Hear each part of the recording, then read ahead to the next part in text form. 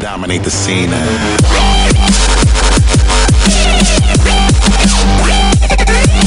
Hello ladies and gentlemen, welcome to the first episode of DSD Does NXT. I, being a huge wrestling fan and have been watching NXT since we got the WWE network and never ever watching any of it beforehand, claim to be the best source of information. Also, I have a t-shirt. So you can trust my word. So we're going to jump right into it. I'm going to talk to you about matches that happened, how I feel about them, and where I think they're going to lead, which is probably nowhere. Like this first match. Big Cass versus Aiden English. For those of you who don't know, Aiden English's whole gimmick is he's trying to use the WWE to get him to the grand stage Broadway. And Castiel, he says soft. And that's it. And therein lies the problem with Castiel. He is a great catchphrase with nothing else, and he has an edge face.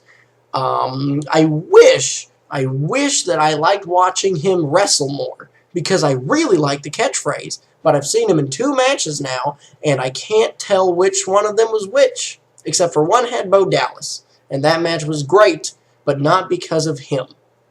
And probably not because of Bo, because I'm a huge fanboy. But and Aiden English is the same way, where his gimmick is a gimmick I really like. A guy trying to use the WWE to get to Broadway, but I don't think it has a lot of leverage. I'm pretty sure he's going to be stuck in the middle with Castiel, and they will forever be stuck in the NXT friend zone until, of course, Castiel gets a better ring work and then can move up, or Aiden English gets up there and is a joke. Like a Santino or a Fandango. I could see that happening, but I really, really, really don't want to. Camacho versus Oliver Gray. Camacho is a mean man who hates Adam Rose for whatever, and as far as I understand, Oliver Gray has been gone and has come back, so I was expecting a really good match showing that he is back and he's ready for action. That's not what happened. Camacho won. It was very short. It was a very short match, and I now could never care about Oliver Gray. No matter how good he might have been before, that match didn't show anything good. But what's important is that Camacho won. So now we know that he will fight Adam Rose in a I don't like Adam Rose match. So we can look forward to at least seeing one good wrestler. In terms of the actual ring work, no one did anything of note. Oh, no, that's not true.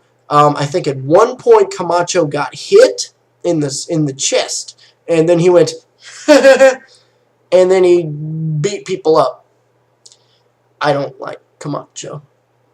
The Ascension versus blank and blank. I am a huge fan of The Ascension. I used to not be when I first started watching, which was like fucking 3 months ago. I didn't care for them. But now after seeing a second match and then this other couple of matches, I was like, I'm on board. These guys like to fight, and I like wrestlers who like to fight, even if that's all they do, except for people who suck and do it.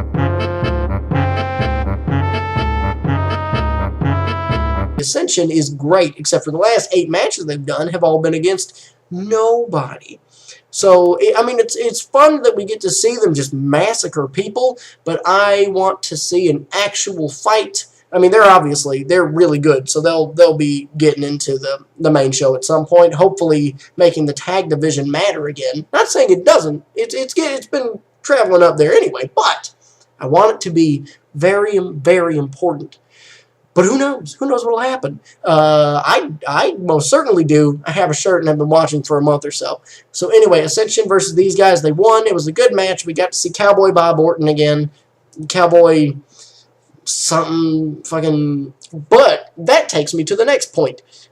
Jason Jordan and Ty Dillinger fight Sawyer Fulton and Corbin.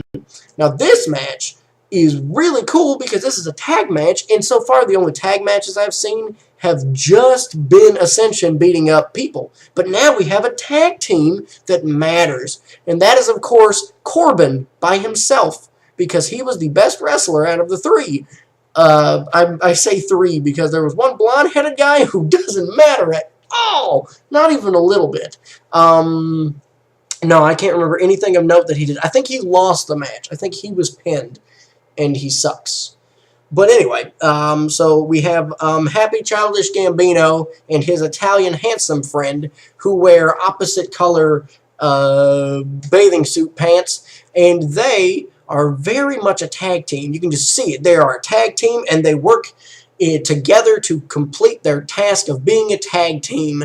And even with them doing that, Corbin still put up one hell of a fight and is very good, and I want to see more of him, and I actually, because of him, don't care about that tag team, but I do care about that tag team because they'll fight the Ascension. Ascension will win, and then they'll go up to the main show. At least that's what I hope, and I kind of hope this other tag team kind of floats around a little bit and just keeps being good. But I don't know, Ascension does things in a very, not Ascension, NXT does things in a very, very itty-bitty pattern where things happen for seemingly no reason. Sometimes, because they only have an hour. Which leads me to the Great Khali versus CJ Parker. It's everybody's two wrestlers that they think. Great Khali, interestingly enough, was cheered for in a match, and I hate that happened. I hate Great Khali. I hate big wrestlers who are just big, and that's all. I hate it, and I hate Great Khali. But I like Great Khali when he has to be against CJ Parker, probably the worst person on NXT. He doesn't make any sense. Like, I wanted to like him. I liked him on the mic one time, and I like him being a hippie. But when he enters the ring, he's so happy. Like, the thing that he does is, because he has his entrance, CJ Parker comes out, yeah, peace, I'm doing it, gets on the mic, WWE Universe. I wish that you guys didn't exist because everything is so bad. And he has the goofiest fucking entrance. It doesn't make sense. Aiden English has a goofy entrance, but his works because his is still stoic. And it's got the... And he can walk in and he can sing about how he hates everybody because he doesn't have entrance music because that's really fucking cool. Shame he's never going to go anywhere. But CJ Parker is garbage. You have to decide. You can't swap between these things. If you're going to enter the ring and smile like wrestlers, wrestlers are allowed to if they are mad or sad about something when they enter the ring. They can have that emotion. There are plenty of wrestlers. Xavier Woods a few weeks ago, when he was coming into a match that he was actually a little bit nervous about or he was really serious about it, he didn't do his dancing. He just came in. He was like, all right, I'm ready. I got this. I'm going to fight. And that was it. You could see the determination. CJ Parker, you don't do that. You know, you just walk in and you fucking, yeah, I'm the happiest man in the world. You guys make me so mad, and fuck you and die. Mostly because, and this has nothing to do with how much I hate your character and hate how you portray it, this is mostly because you made me root for the Great Khali, and that shouldn't happen. You should never, ever make anybody have to root for the Great Khali. There were people applauding in the audience for Great Khali, and you did that.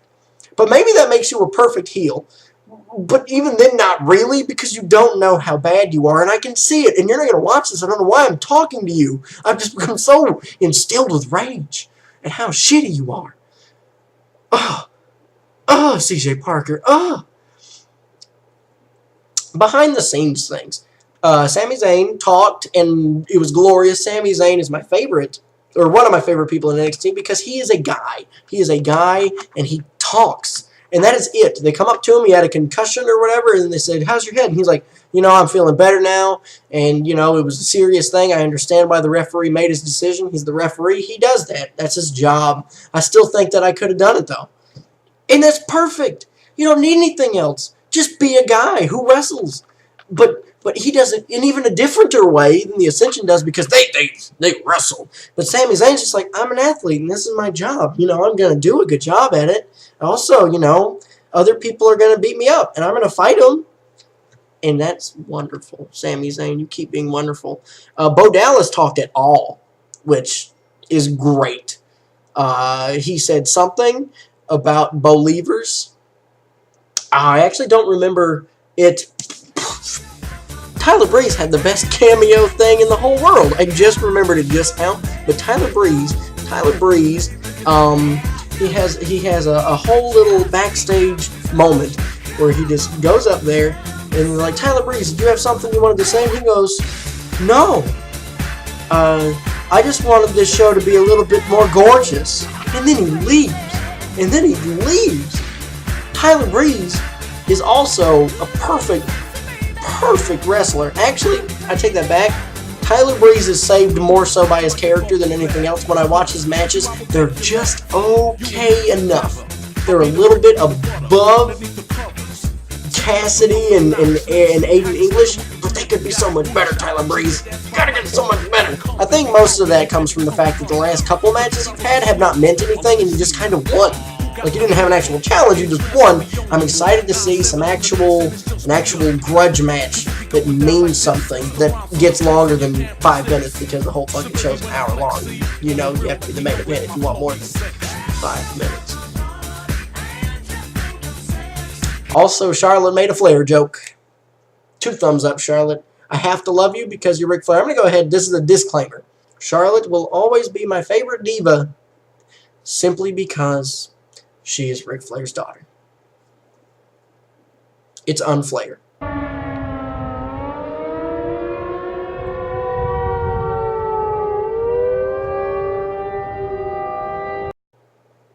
That's how it is. Next up, and finally, Adrian Neville versus Brodus Clay. This match was for the title chance. Yeah, it was against Adrian Neville. It wasn't for the title. It was for a chance at the title later. Brodus Clay, I don't watch SmackDown and I don't watch Raw. I don't have TV for it. But I do like what I'm seeing of him because he is a big man, but he's not a shitty big man. Brodus Clay is a big dude who can throw people around, but he does it with a certain style that I admire, mostly because it's all variations of a suplex, and a suplex is the best thing in the whole world, and that's also why Corbin fucking is the best in the tag match by himself at all. But I did enjoy this match. This is once again is making me like Neville. The first time I watched Neville, I didn't care for him because he was against Bo Dallas, and I was so in love with Bo Dallas's character at the very start of seeing him that I didn't give a shit. Also, he has a rat face, and I hate his stupid rat face. But I like that he is pretty much exactly like Sami Zayn in personality, but a little bit more go-getter. Like Sami Zayn will never turn down a fight. He also doesn't necessarily go for fights, where Adrian Neville, if a fight presents itself, he will go for it. Like if Brodus Clay's out, or Sami Zayn is more like, bah. And that's why Sami Zayn is better than Adrian Neville, but, you know, whatever. But Adrian Neville, I respect, and I like his ring work. Still hate his stupid front handsprings because they don't do anything. But good job doing them, and he can jump real high, so yes. But there are a lot of things I liked in this match. Brodus Clay did the stomp on the man thing, which I love seeing big men do, just stomp on him. He also did a nice catch, a nice little catch thing. Adrian Neville jumps off the top, he catches him, throws him back over him. It looked a little messy, but I loved how messy it looked because Brodus actually got full-on kneel down. Almost just completely fell over, but still, and that was a nice thing to see. I like seeing it. Good on you, Brodus Clay. You make me happy. I enjoy watching you wrestle. I really do. No, I'm not doing anything tomorrow. 6 o'clock? Brodus, come on, you don't mean it, do you? Well, I heard it was supposed to be a pretty good movie. Who wouldn't love a haunted mirror? This joke is that me and Brodus Clay are going to see Oculus. Like Brodus gay. Anyway.